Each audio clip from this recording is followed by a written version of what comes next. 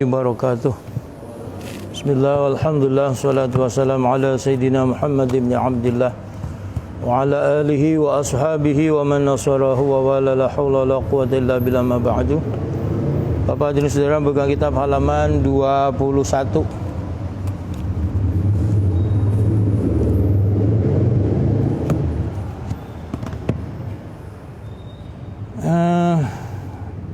Baris paling bawah.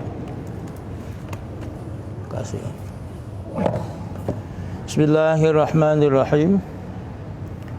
Fajibrilu nazilun ala jami'il anbiya'i wa Mikailu wakilul amtari wa Israfilu wakilu nafkhis suri yanfukhu fayamutul khalqu wa yanfukhu li ihya'il khalqi fatarji'ul arwahu li ajsadiha.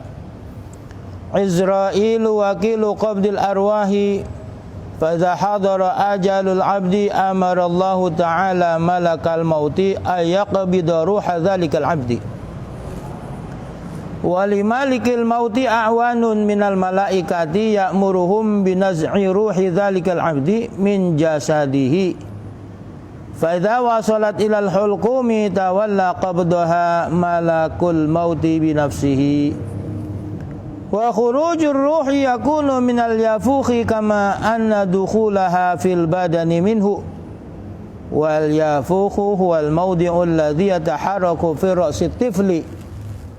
Qala Muhammadun al-Khaliliyu ruwiya anna Uthman bin Affan radhiyallahu anhu sa'ala Nabiy sallallahu alaihi wasallam kam min malakin 'alal insan faqala 20 malakan minhum malakun an yaminika ala hasanatika wa huwa aminun ala alladhi an yasarika fa idza amilta hasanatan kutibat 10 wa idza amilta sayi'atan qala alladhi ala shimal lilladhi ala al-yamin a'aktubu fayaqulu da'hu 7 sa'atin la'allahu yatubu fa idza lam yatub qala na'am uktub arahanallahu minhu. Bapak hadirin saudara jamaah Majelis Taklim Masjidul Yakin yang dirahmati Allah, bil khusus Pamanda Bapak Haji Ghazali Musannif, Ketua DKM beserta jajarannya, Ketua Majelis Taklim, para sesepuh bini sepuh, Bapak Haji Abdul Malik, Bapak Haji Suparta dan yang lainnya. Bapak dan saudara jamaah yang dirahmati Allah, lanjutan kajian kita kitab Masail Abil Laits tentang masalah beriman kepada malaikat. Malaikat itu kemarin makhluk Allah yang tidak berjenis kelamin, tidak laki-laki, tidak perempuan, apalagi banci. Tidak makan, tidak minum, tidak punya bapak, tidak punya ibu, dan juga tidak punya anak. Kemudian malaikat itu kemarin ada 7 golongan. Ada malaikat hamalatul arsy yang memikul arsy. Sekarang ada 4, besok hari kiamat 8. Ada lagi malaikat ruhaniyun, ada malaikat hafun, ada malaikat rubiyun, ada malaikat safarah. Malaikat safarah itu malaikat yang menjadi perantara antara Allah dengan manusia, dengan hambanya, dengan para nabinya. Nah, kemarin kita sudah berkenalan malaikat 4 itu, safarah, Jibril, Mikail, Israfil, Israil. Nah, ini yang sekarang kita lebih lanjut membahas malaikat Jibril. Tugas-tugas keempat malaikat safarah ini. Fa Jibrilu ma, adapun malaikat Jibril nazilun, dia turun ala jami'il anbiya'i, kepada seluruh nabi. Maka Jibril ini turun nemuin para nabi, karena nabi itu pasti dibekali oleh Allah dengan wahyu. Nah, yang nyampein itu malaikat Jibril. Semua nabi didatangi oleh Jibril.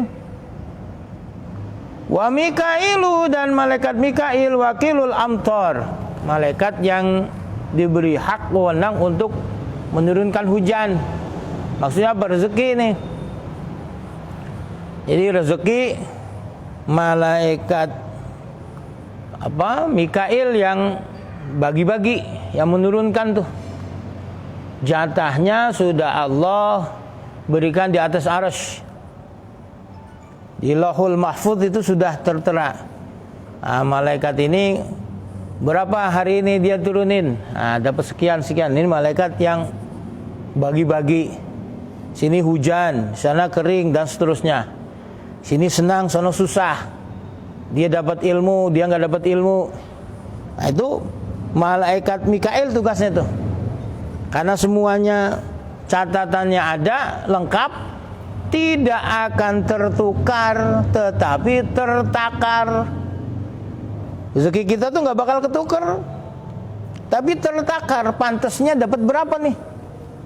Orang modelan kita dikasih duit banyak, kagak bakal ke masjid. Kemana? Ngayab. Punya mobil baru, ngayab.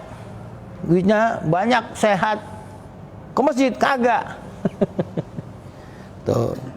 Nah, beruntunglah kita nih. Rezekinya nggak banyak-banyak amat. Makanya anteng di masjid. Kalau duitnya banyak, wah ngayab. Jin hari ditelepon, di mana ente? Masjid. Ikut yuk jalan. Nggak berangkat. Nah, jadi gelisah di masjid. Kenapa? Duitnya banyak. Bersyukurlah kita dikasih duit, rezekinya dikit. Jadi anteng di masjid.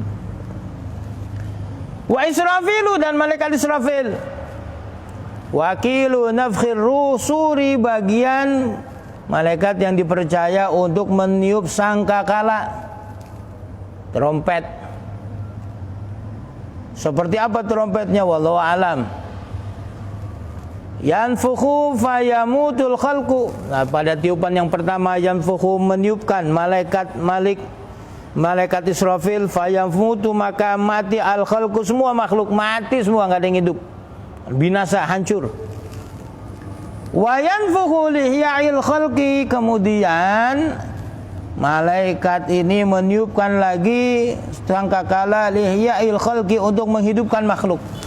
Berapa lama itu jarak antara kehancuran dengan dibangkitkan kembali? Yaitu 40 tahun.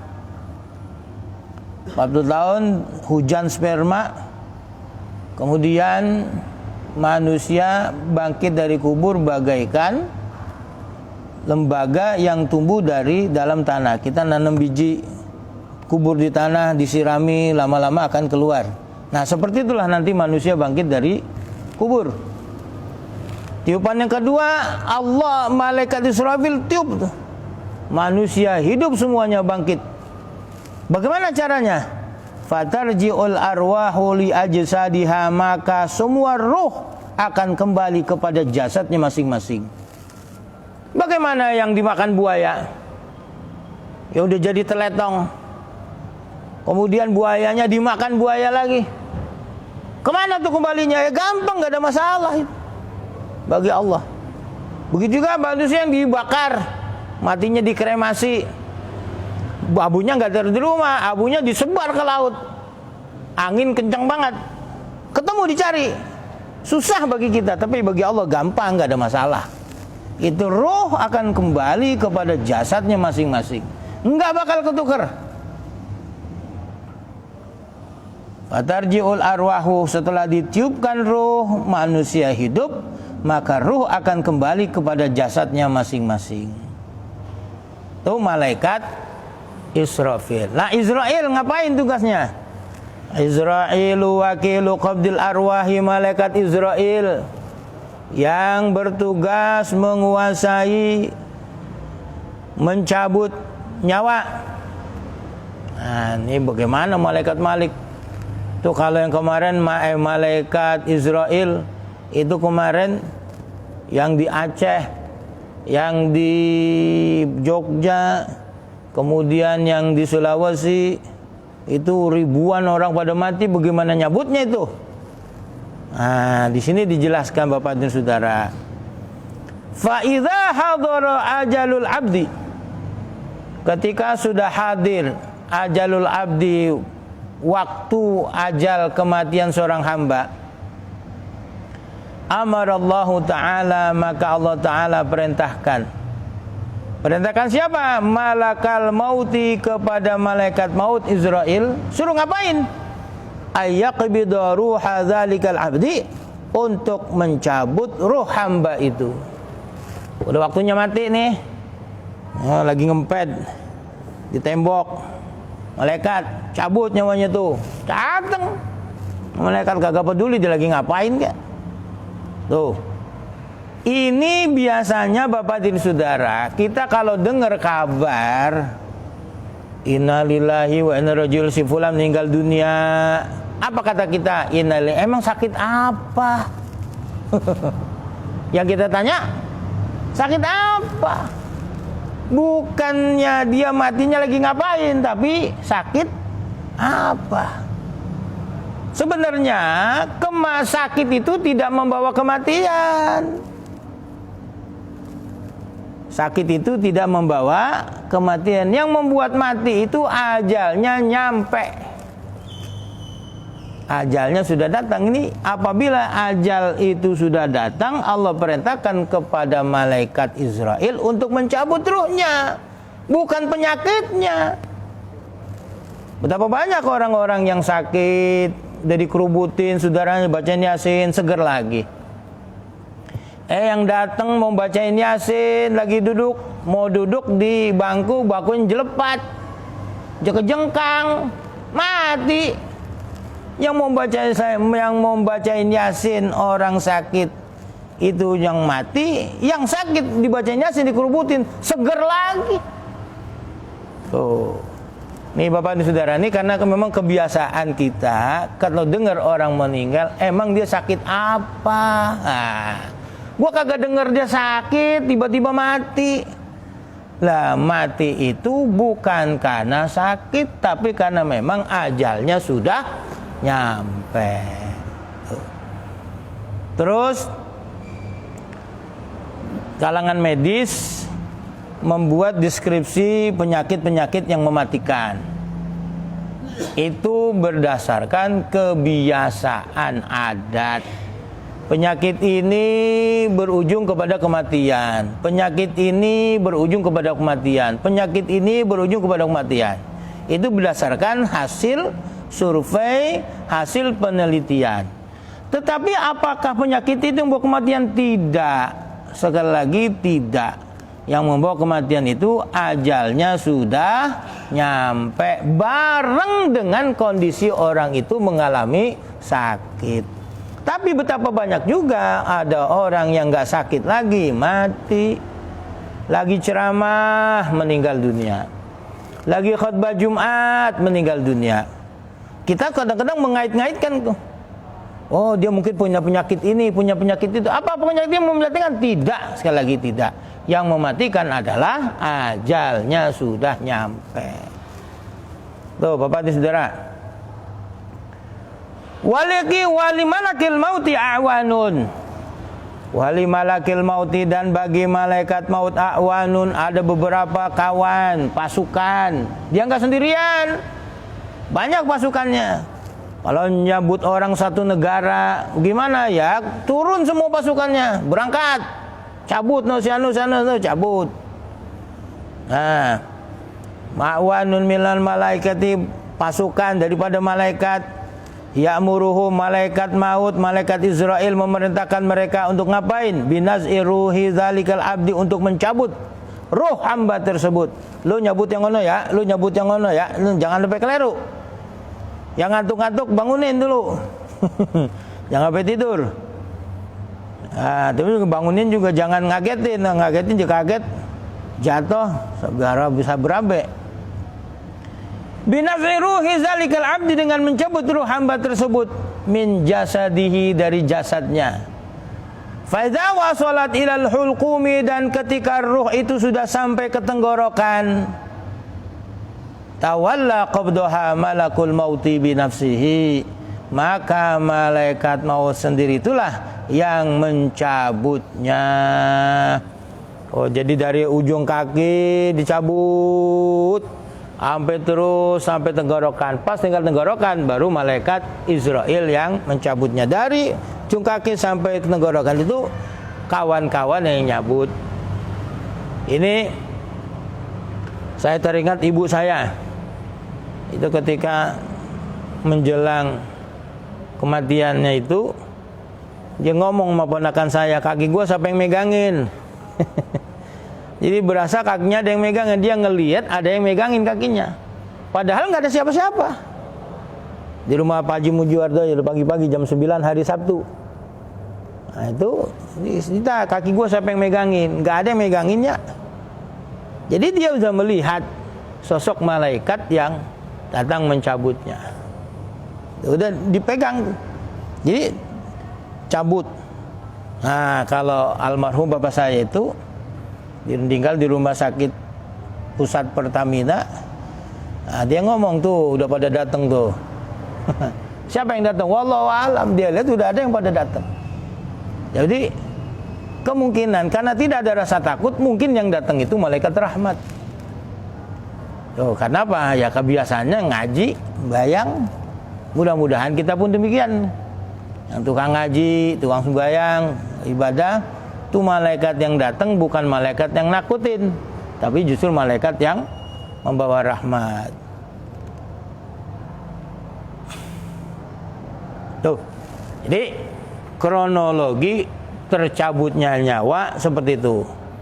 Kalau banyak, itu semuanya malaikat turun. Ketika dari ujung kaki sampai tenggorokan dari cabut, nanti ketika tenggorok sampai ke ubun-ubun, itu malaikat Israel yang nyabutnya. Dari mana keluarnya roh tuh? Wa khurujur ruhi yakunu minal yafukhi.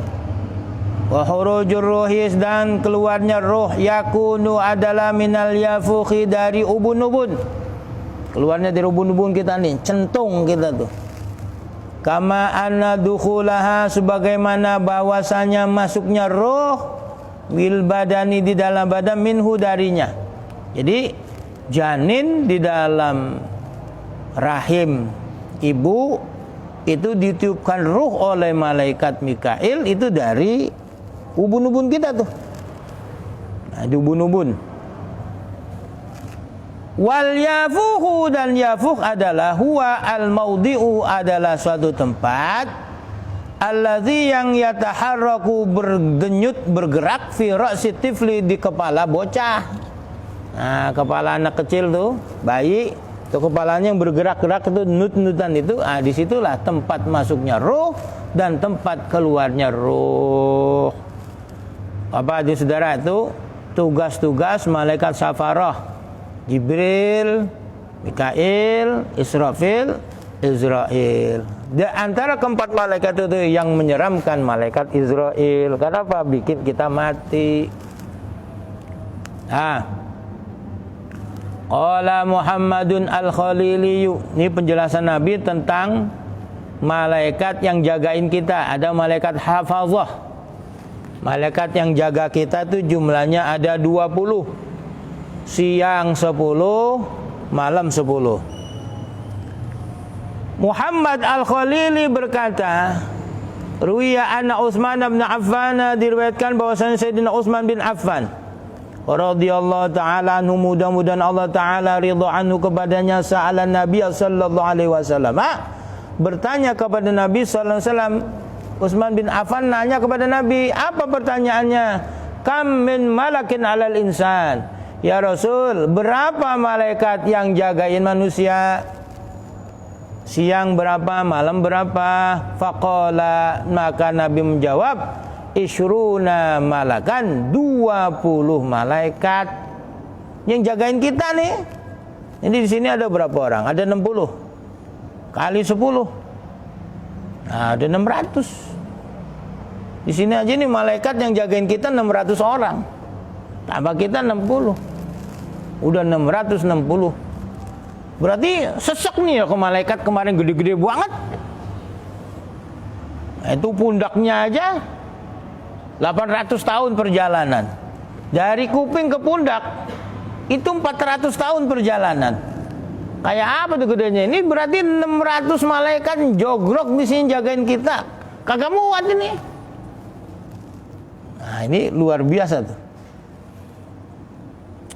Minhum malakun an yaminika halasanatika. Minhum dari 20 malaikat itu malakun malaikat an yaminika yang ada di sebelah kananmu. Wa ala hasanatika yang mencatat amal kebajikanmu. Ini malaikat sebelah kanan, malaikat raqib yang nyatet amal kebajikan kita. Lagi duduk itikaf di masjid, ngaji, pegang kitab, matanya ngeliatin tulisan. Nah, itu apa namanya? Dicatat malaikat sebelah kanan. Karena dia nyatet kebajikan. Wahua, dan dia malaikat yang di sebelah kanan, aminun alalladzi an yasarika, itu menjadi kepercayaan malaikat sebelah kiri. Nah, sebelah kiri bagian nyatet kejelekan. Maksudnya aminun, dia akan nanya kepada kanan, ini kalau berbuat jelek dicatat apa kagak. Fa iza amilta hasanatan, maka apabila kamu melaksanakan satu kebajikan, kutibat, maka ditulis kebajikan asyran 10. Kita ngaji sini dicatat 10 kali ganjaran. Kita sedekah, tadi itu nyeplosin ke celengan, dicatat 10. Tuh kalau 1000 jadi 10.000, 10.000 jadi 100, 100.000 jadi 1.000.000. Tuh, itu berlipat-lipat tuh, dicatat.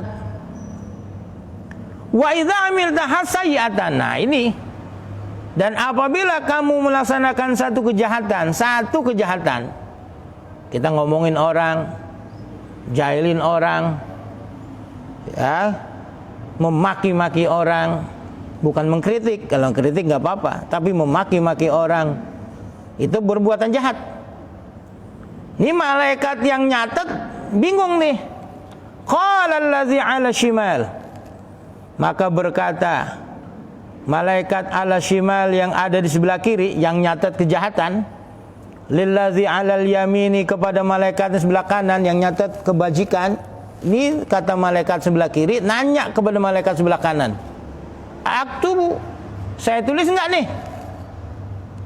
Fayaqulu, maka malaikat yang sebelah kanan menjawab, da'hu, tinggalkan dia, sab'a sa'atin, selama 7 jam, la'allahu yatubu, mudah-mudahan dia tobat.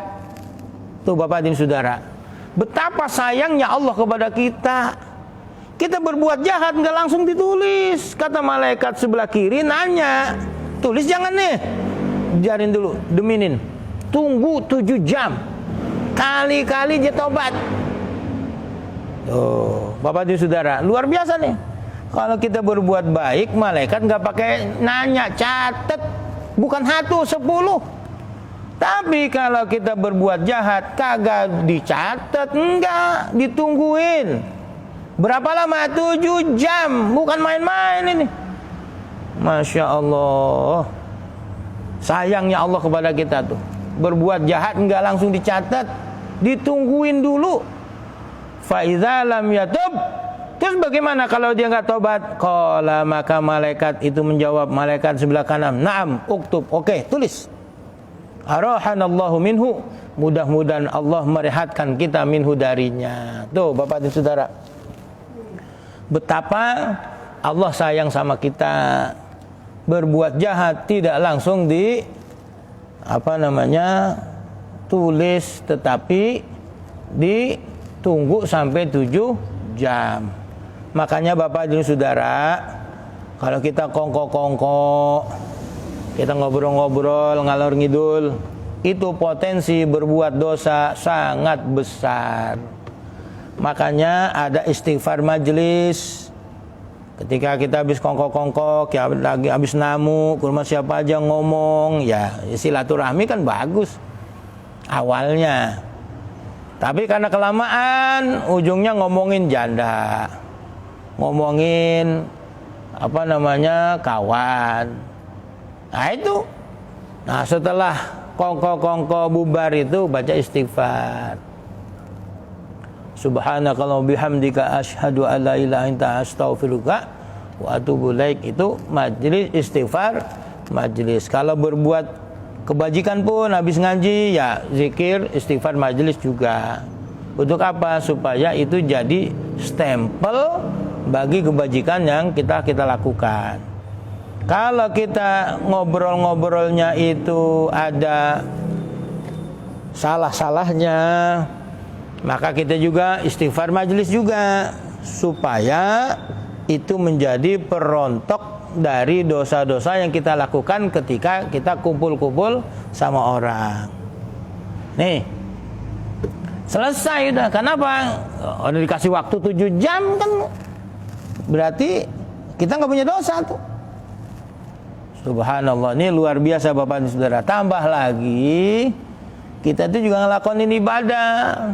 Kita berwudu, dosa di tangan, dosa di mulut, dosa di hidung, dosa di kuping, di muka, rontok semua. Kita sholat sunat, kita sholat, dosa-dosa kita rontok semua. Selesai salam, bikin dosa lagi. Nah, begitu lagi terus. Terus yang hobi bikin dosa juga harus hobi istighfar, hobi bertaubat. Kita ini selama hidup tidak pernah lepas dari berbuat dosa. Makanya di Cirebon itu dibuntet. Kalau ada orang meninggal, disebutnya dia udah selamat. Orang meninggal, orang yang selamat. Saya bingung, mau meninggal kok selamat? Iya, selamat dari ngelakonin dosa. Kalau dia hidup, potensi dosa ya luar biasa. Tapi begitu mati, udah nggak bisa bikin dosa lagi. Berarti orang yang meninggal dunia itu orang yang selamat. Fasmul malakil ladzi ala yamini raqibun. Fasmul ladzi, maka adapun nama malaikat alladzi alal yamini, yang ada di sebelah kanan, raqibun, namanya malaikat raqib. Wa huwa alladzi yaktubul hasanati, wa huwa, dan dia raqib, alladzi malaikat yaktubul hasanati, yang mencatat berbagai kebajikan. Ini ngaji pahalanya double nih. Pahala itikaf di masjid, pahala duduk itikaf, tangan megang kitab, mata ngeliatin tulisan, kuping dengerin. Waduh, double-double itu pahalanya itu. Ini dicatat oleh malaikat raqib. Wasmul malakil ladzi ala shimali atidun. Wasmul malaki, dan nama malaikat alladzi yang ala shimali, di sebelah kiri, atidun, dia itu malaikat atid. Wa huwa alladzi, dan dialah malaikat yaktubus sayyiati, yang mencatat berbagai macam kejahatan. Malaikat atid. Tapi kalau kita berbuat jahat tidak langsung dicatat, ditunggu sampai 7 jam. Nah, Bapak dan Saudara, setelah kita tahu begini, jangan terus gampang. Masih 7 jam nih, baru 1 menit, masih banyak lebihnya. Iya, kalau kita masih hidup. Kalau begitu berbuat jahat langsung dead, mati bagaimana? Nah, yang repot kan ini, belekai, tawuran, yang sono bawa golok, sini bawa golok. Yang di sono orang Islam, yang sini orang Islam. Bacok-bacokan, yang satu mati, yang satu hidup, dua-duanya masuk neraka. Loh, lu bagaimana mau tobat kalau begitu? Bacok orang masih hidup, kemungkinan dia nanti bisa diampuni dosanya kalau bertobat. Tapi kalau dia mati, gimana tobatnya? Tuh, Nabi ditanya oleh sahabatnya, Rasul, kalau yang bacok mah pantas masuk neraka, tapi kenapa yang dibunuh itu dia masuk neraka juga? Lah iya, masalahnya kan kalah cepet. Nah, dia kalah sigap, keburu kebacok duluan, sehingga dia mati. Makanya orang tawuran itu nggak ada yang matinya semenggah. Itu matinya mati neraka itu. Tuh. Berbeda dengan kita membela diri. Kita membela diri umpama lagi jalan dirampok. Ya kita lawan, jangan diam aja. Kita lawan. Ada kemungkinan kita yang mati, ada kemungkinan dia yang mati, maling yang mati. Nah, itu tidak masalah kalau begitu, sebab dalam rangka membela diri. Beda kalau tadi tawuran sama-sama orang Islamnya. Nah, itu yang yang tidak ada yang masuk surga itu. Dua-duanya masuk neraka. Wa malakani tuh. Jadi yang 10 tuh tadi sebelah kanan Raqib, sebelah kiri Atid, 2. Tinggal 8 lagi nih.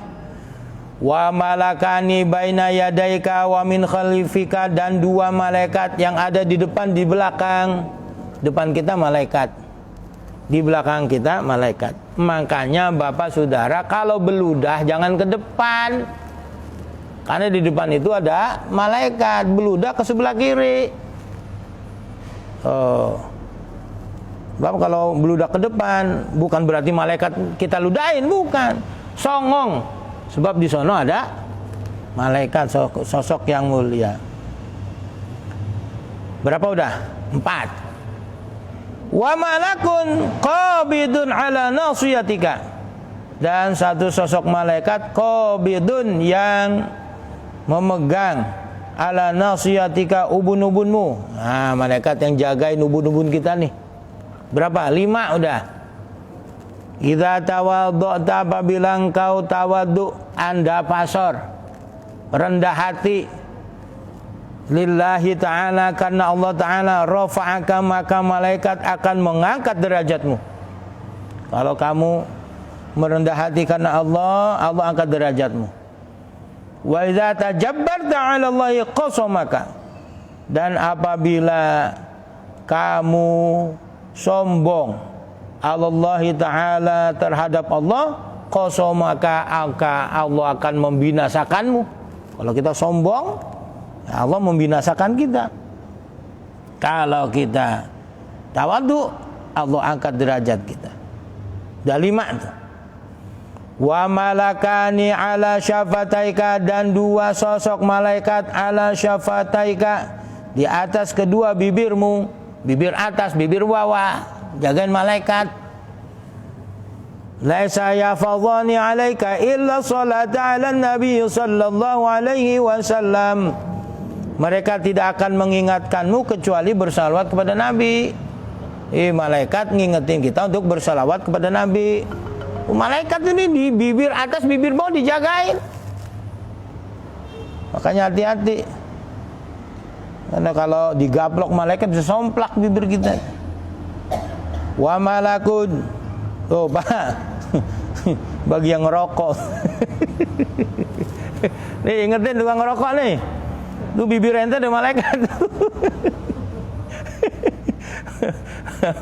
Kalau malaikatnya kesel, karena dia kebauan loh ente ngerokok. Jadi di bibir atas, bibir bawah ada malaikat yang jagain tuh. Ya. Wa malakani ala syafataika, di atas kedua bibirmu, laisa yahfadhani alaika illa salata ala nabi sallallahu alaihi wasallam. Tuh, berapa? Udah 7. Wa malakun ala fika, dan 1 sosok malaikat ala fika, di mulutmu. Jadi bibir dijagain, 2 atas bawah, ada lagi di mulut. Malaikat juga udah 8. La yada'ul hayyata awil hawama tadkhulu fi fika. La yada'u, dia tidak membiarkan al hayyata, ular, awil hawama, dan binatang melata lainnya, tadkhulu fi fika, masuk ke dalam mulutmu. Wah, kita kalau malam tidur kan mangap tuh. Orang tidur mangap, kecoa kagak masuk. Semut enggak masuk, ular kagak masuk. Kenapa dijagain oleh malaikat? Ketika mati, malaikat enggak ada yang jaga. Makanya ketika orang itu sudah mati, mayatnya dikerubutin semut, kerubutin apa aja. Karena udah enggak ada yang jagain malaikat. Tuh. Nah kalau orang sampai tidur kupingnya kemasukan kecoa, apa gimana itu? Itu malaikat kecolongan. Ya bukan, ente yang salah. Tuh. Malaikat jagain tuh. Jadi di mulut kagak masuk cowok, cicak, semut karena dijagain malaikat. Dan 8. Nah, terakhir, wa malakani ala ainaika, dan 2 sosok malaikat ala ainaika, di atas kedua matamu. Tuh, yang suka ngeliatin perempuan. Tuh malaikat liatin tuh, jagain kedua matamu. Makanya dia, mata kita kagak kelilipan, mata kita bisa tercegah dari segala sesuatu yang membahayakan, itu dijagain oleh malaikat. Yuqalu, yang disebutkan annasmuhuma, bahwa sesungguhnya nama kedua malaikat yang jagain kedua mata kita, syawiyatun, itu malaikat syawiyah. Oh, Bapak hadirin saudara, nih 10 malaikat yang jagain kita, kiri kanan raqib, kiri atid, di depan, di belakang, di ubun-ubun kita, di kedua bibir kita, atas bawah, di mulut, di kedua mata, di depan dan di belakang. Semuanya malaikat ada 10. Fahaulai asyratu amlakin, mereka semua ada 10 malaikat, ala kulli adamiyyin, atas setiap manusia. Setiap orang itu dijaga 10 malaikat. Fatanzilu malaikatul laili ala malaikatin nahari, maka lu turunlah malaikat malam ala malaikatin nahari, menggantikan malaikat siang. Jadi ada shiftnya tuh, kayak satpam ada shiftnya, shift malam, shift siang. Nah, malaikat juga yang jagain kita ada shiftnya. Fahaulai wa haulai syuruna malakan ala kulli adamiyyin, maka jumlah mereka, malaikat malam dan malaikat siang, isyruna malakan, ada 20 malaikat, ala kulli adamiyyin, atas setiap manusia. Tuh. Jadi kalau penduduk dunia ini ada 6 miliar kali 20 malaikat, udah 120 miliar malaikatnya tuh. 1.200 miliar tuh malaikatnya. Berarti alam gaib itu Masya Allah sungguh dahsyat. Nah, kalau satu orang dijagain, itu yang mati lain lagi tuh. Manusia udah mati, ya udah malaikat udah selesai tugasnya. Malaikat yang baru lagi malaikat dijagain. Jadi sampai nanti 2045 Indonesia genap umurnya 100 tahun, di mana diprediksi penduduk Indonesia itu ada sekitar 300 juta. Sekarang ini 270 juta. 60 sekian ya. Adalah 270 juta. Nanti di Indonesia 100 tahun 2045 jumlah bangsa kita tuh 300 juta kali 20 malaikat. Masya Allah, banyak banget tuh malaikatnya. Wa katabatun humul ladzina sakhuna minal lauhil mahfuz, wallahu a'lamu bisawab. Demikian Bapak dan Saudara, mudah-mudahan bermanfaat. Sebelum saya akhiri, mungkin ada diskusikan, saya mau persilakan. Ya, silakan. Kalau saya simpulkan, seseorang manusia itu dijaga selalu dijaga oleh malaikat. Nabi kata terhindar dari maksiat. Nabi kata terhindar dari maksiat. Kenapa manusia itu bisa begitu, dia selalu juga mengerjakan maksiat, padahal yang sangat malam itu selalu ketika malaikat. Karena malaikat tidak suka yang namanya maksiat. Ya. Mengapa manusia masih melakukan perbuatan maksiat padahal sudah dijagain 20 malaikat? Gitu ya. Jadi begini. Manusia itu kan punya hati, punya nafsu. Nah, orang itu karena tidak mampu mengalahkan nafsunya, ya makanya terjerembab kepada perbuatan maksiat. Nah, ketika orang itu berbuat maksiat, oleh malaikat ya tidak langsung dicatat, ditunggu sampai dia bertobat. Makanya orang itu kalau berbuat maksiat kemudian dia nyesel, itu imannya kembali. Nah, pada nyesel itulah dia bertobat kepada Allah Subhanahu wa taala. Jadi kenapa meskipun udah dijagain dia masih kecolongan juga? Ya itu tadi, karena manusia itu lemah, tidak berdaya mengalahkan hawa nafsunya. Jangankan dia berkumpul sama orang banyak. Ini kalau kita berkumpul nih, kita sangat besar potensinya berbuat salah. Jangankan kumpul, sendiri aja. Kita sendirian, itu juga kita berpotensi berbuat salah. Kenapa? Kita kemudian menilai orang, sini nggak benar nih, sini nggak benar, gua yang benar. Nah, itu juga salah juga. Jangankan kita bergaul, kita sendirian pun tidak lepas dari kita berbuat salah. Kenapa ya? Karena nggak sanggup mengalahkan hawa nafsu, meskipun udah dijagain malaikat. Tetapi itulah hikmahnya mengapa Allah Subhanahu wa taala bagi-bagi tugas itu. Ada yang catat kebaikan, keburukan, itu tadi. Kalau kita terjerumus kepada perbuatan maksiat, tidak usah bersedih. Kenapa? Bertobat saja ya. Sedih dalam artian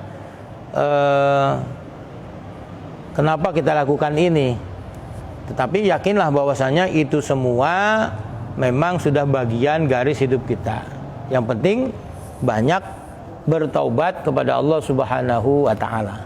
Jadi gitu ya.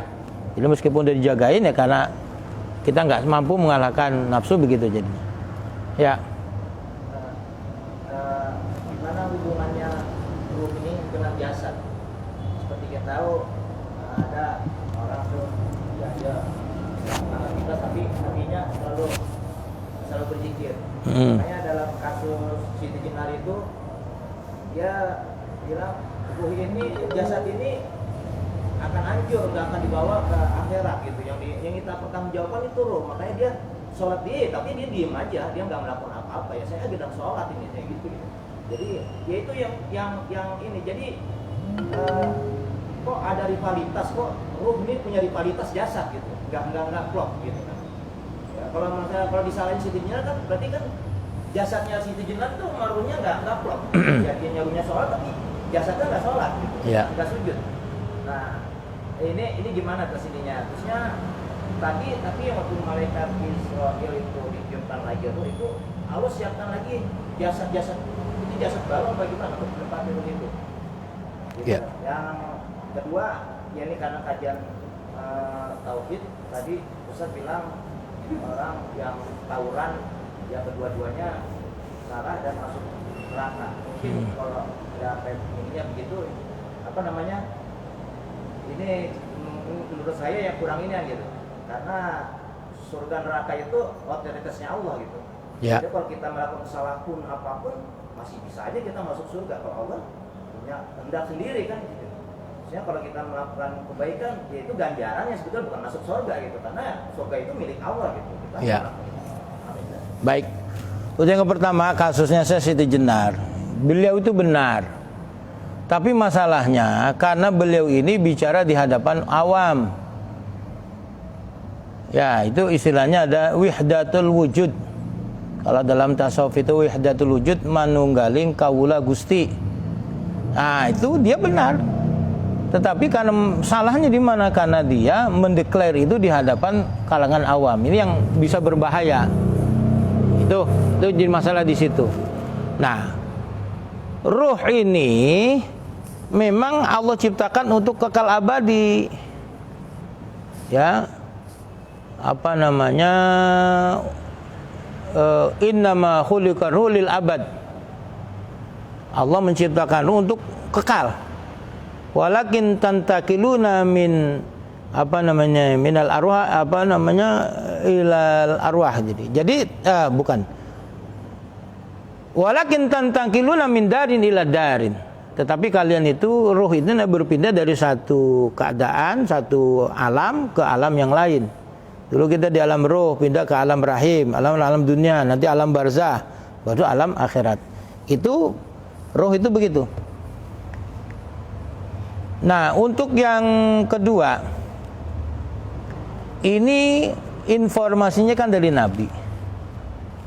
Nabi itu tidak bicara kecuali berdasarkan wahyu. Artinya orang itu ketika berbuat salah, dia ketika tidak berbuat salah, kalau nanti dia bertobat, potensi salah itu bisa hilang, dia masuk surga. Tapi kalau udah mati, bagaimana dia mau tobatnya? Tuh, bagaimana tobatnya? Makanya nggak bisa tobat, dia masuk neraka. Kecuali kalau ada syafaat, keluarganya yang hidup nahlilin terus, disedekain terus, mungkin bisa selamat. Ini yang jadi masalah tuh. Yang membunuh masuk neraka, yang terbunuh juga masuk neraka. Kalau yang membunuh karena dia masih hidup, kemungkinan potensi diampuni bisa, kenapa dia masih hidup. Tapi bagaimana dengan yang mati? Dia nggak bisa ditobat lagi. Sehingga ini sebagai sebuah balasan dari Allah Subhanahu wa taala untuk orang tidak semena-mena. Tetapi nanti endingnya kalau dia beriman, itu akan masuk ke surganya Allah Subhanahu wa taala. Karena memang asal muasal kita dari surga. Nah, orang yang nyemplung ke neraka itu dia pulang ke rumah siapa tuh? Nenek moyang kita di surga, kita baliknya ke surga. Tapi kalau yang masuk ke neraka, ini pulang ke rumah siapa itu? Ini makanya, tapi tidak selamanya dia akan tetap masuk ke dalam surganya Allah Subhanahu wa taala. Demikian Bapak dan Saudara, ini saja, mudah-mudahan bermanfaat. Lebih kurang mohon maaf. Assalamualaikum warahmatullahi wabarakatuh.